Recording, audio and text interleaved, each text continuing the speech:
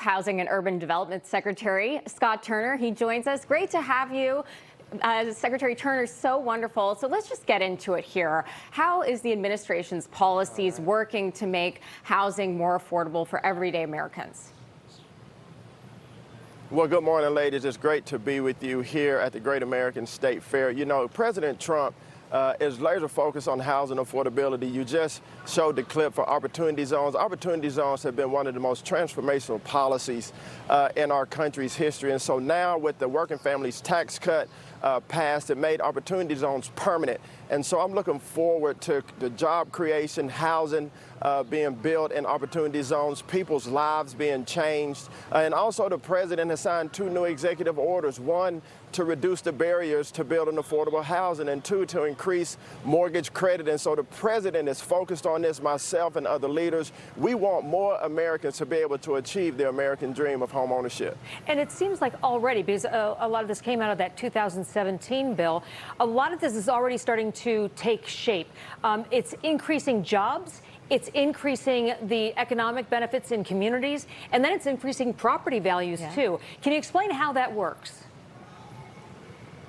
Yes, ma'am. And so the first iteration of opportunity zones, to give you a few numbers, it lifted 1 million people out of poverty in our country. 400,000 units of new housing, 500,000 jobs have been created, and over $100 billion of investment, private investment into distressed communities across our country, urban, tribal, and rural. And so now with the passage of the working families tax cuts, opportunity zones have been made permanent. So you think every 10 years, governors and territory leaders and tribal leaders can pick eligible census tracts in their states and their cities to be able to receive revitalization. And so I'm very excited about this. I'm grateful for what has been done in opportunity zones, but looking forward to much more.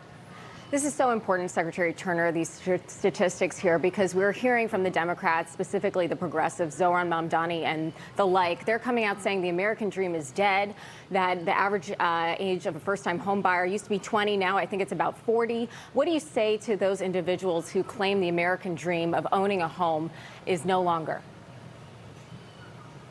I say that's nonsense. Just at HUD alone, we helped over 1.5 million people with our FHA mortgage program to become home buyers. 80% of those were first-time home buyers. The problem is the mainstream media doesn't want to tell the people of America the good news.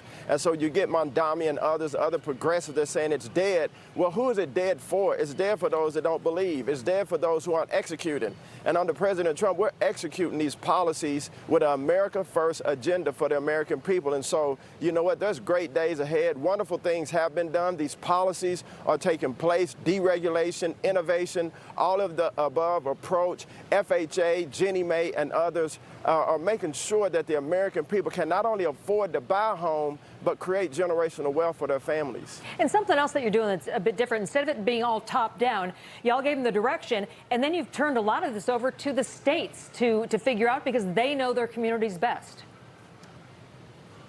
That's exactly right. You know, we first came in, there was a rule called the Affirmatively Furthering Fair Housing, AFFH rule, that essentially made HUD a national zoning board. It was a Biden-era rule that did not build one single home. It was just a mountain, a myriad of paperwork and bureaucracy on local government. So we rescinded this, took this down, restored flexibility back to the localities because they know their unique needs better than bureaucrats in Washington. And just a few weeks ago, ladies, we published our regulatory best practices report, which is a culmination of things we've learned around the country as state and local governments that they're practicing to ease the regulatory environment, to make it better for builders to build, the developers to develop, unleash creativity and ingenuity so home buyers can be homeowners in our country. Well, we love it when you clear the roadblocks out of the way for people to actually thrive and live their lives. Scott Turner, the Housing and Urban Development Secretary, thanks so much for your time today. Have a great time at the fair. Information. Truth is freedom. Is Newsmax. It's real news for real people.